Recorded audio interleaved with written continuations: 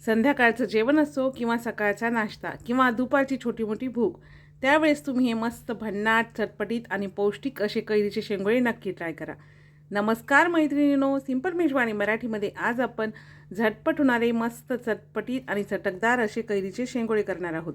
करायला खूप सोपे आहेत आणि चवीला इतके भन्नाट लागतात ना, की भूक नसताना सुद्धा 2 प्लेट कधी फस्त झाल्या कळणारच नाही.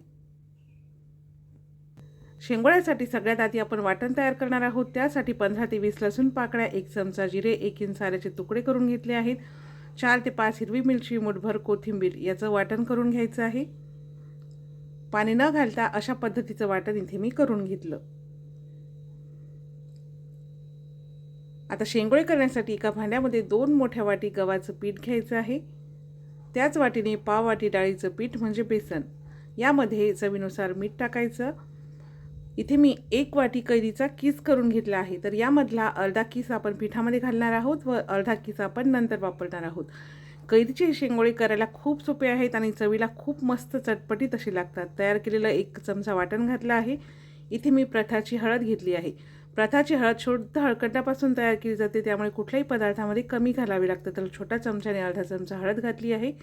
1 मोठा चमचा भरून प्रथाची धनेपूड घालायची आहे आणि शेंगोळे मस्त मऊ यावे त्यासाठी यामध्ये 1 मोठा चमचा तेल. आता सगळ्या वस्तू व्यवस्थित मिक्स करायच्या. आपण हिरवी मिरची वाटणामध्ये वापरली आहे, त्यामुळे मी यामध्ये लाल तिखट नाही टाकणार. सगळ्या वस्तू व्यवस्थित मिक्स करून घेतल्या की थोडं थोडं पाणी टाकायचं व मस्त घट्टसर असं पीठ मळून घ्यायचं.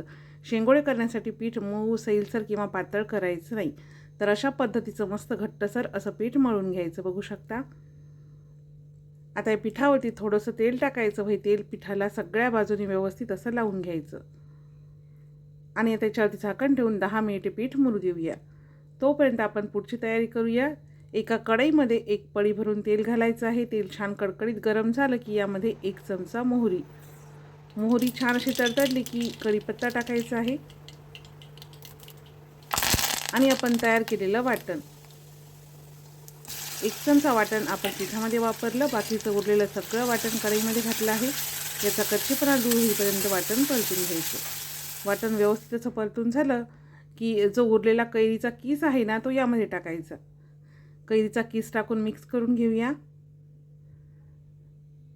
कैरीचा किस टाकून व्यवस्थित असं मिक्स करून घेतलेलं आहे. आता यामध्ये 1 चिमूटभर हिंग. आता यामध्ये टाकायची आहे हळद. तर हळद, लाल तिखट किंवा धनेपूड तिन्ही वस्तू मी प्रथाच्याच वापरते.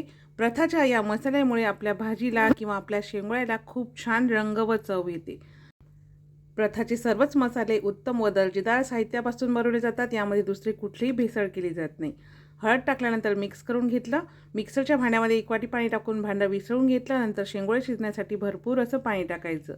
आता आपण यामध्ये टाकणार आहोत 1 चमचा भरून प्रथाची धनेपूड आणि शेंगोळ्यासाठी लागेल तसं चवीनुसार मीठ टाकायचं आहे आणि व्यवस्थित असं मिक्स करून घ्यायचं. त्यानंतर कढईवरती झाकण ठेवून या पाण्याला मस्त दणदणीत अशी उकळी काढायची. तर बघा, तोपर्यंत आपलं पीठसुद्धा छान मुरलेलं आहे. आता पाण्याला उकळी येत आहे तोपर्यंत आपण शेंगोळे तयार करूया. तर पोळपाटाला थोडंसं तेलाचा हात लावून घ्यायचा, म्हणजे शेंगोळे करताना पीठ पोळपाटाला चिकटणार नाही.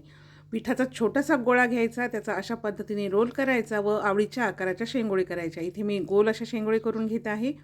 शेंगोळे करताना ते खूप जाड करायची नाही, कारण ते शिजल्यानंतर फुलतात आणि खूप जाड दिसतात. त्यामुळे बारीक असे शेंगोळे करून घ्यायचे, कारण शिजल्यानंतर ते व्यवस्थित असे होतात. अशा पद्धतीने सगळे शेंगोळे आपण करून घेणार आहोत. याआधी मी तुमच्यासोबत शेंगोळ्याच्या 2 रेसिपी शेअर केल्या आहेत. त्यामध्ये ज्वारीच्या पिठाच्या शेंगोळ्याची रेसिपीसुद्धा शेअर केलेली आहे. तर दोन्ही रेसिपी आपल्या चॅनलवर अपलोड केलेल्या आहेत, नक्की बघा. बघा, सर्व शेंगोळे इथे मी करून घेतले.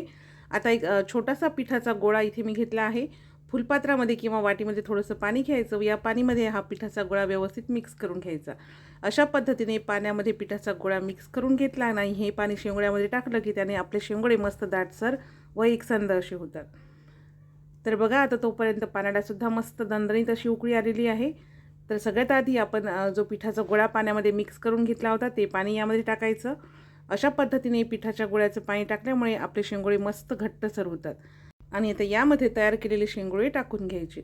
झाकण ठेवायचं. मीडियम गॅसवर 10 मिनिटे शेंगोळे शिजवून घ्यायचे. 10 मिनिटानंतर बघू शकता शेंगोळे शिजली ना, की सगळे शेंगोळे अशा पद्धतीने पाण्याच्या वरती येतात. आणि शेंगोळे शिजली की याचा रंगसुद्धा बदलतो. बघू शकता शेंगोळे मस्त असे शिजले आहेत. खूप जास्त पातळसुद्धा झाले नाहीत, मस्त दाटसर आणि एकसंध झाले आहेत. आणि शेंगोळे करताना त्यामध्ये एवढा रस्सा तर हवाच आहे, ज्यामुळे शेंगोळे खाताना घशामध्ये अडकत नाहीत. सगळ्यात शेवटी बारीक कापलेली कोथिंबीर घालून मिक्स करायचं आणि इथे तयार आहेत आपले मस्त चटपटीत आणि भन्नाट असे कैरीचे शेंगोळे. तर तुम्हाला आजची रेसिपी कशी वाटली हे कमेंट्समध्ये मला नक्की सांगा. रेसिपी आवडल्यास लाईक आणि शेअर नक्की करा. सिंपल मेजवानी मराठीचे व्हिडिओ जर तुम्हाला आवडत असतील ना, तर चॅनलला सबस्क्राईब करून बाजूचे घंटीचे बटन प्रेस करा, जेणेकरून मी जेव्हा कधी नवीन व्हिडिओ अपलोड करेल त्याचं नोटिफिकेशन सगळ्यात आधी तुम्हाला मिळेल. चला तर मग भेटूया पुन्हा एका नवीन रेसिपीसोबत.